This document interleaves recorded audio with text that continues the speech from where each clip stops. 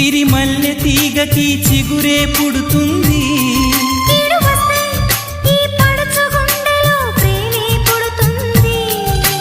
గొడుగు అడ్డు పెట్టినంతనే వాన జల్లు ఆగిపోనా,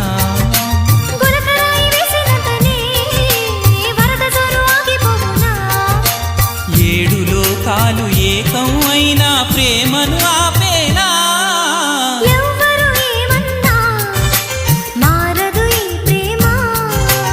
ఎవరు రాకున్నా ఆగదు.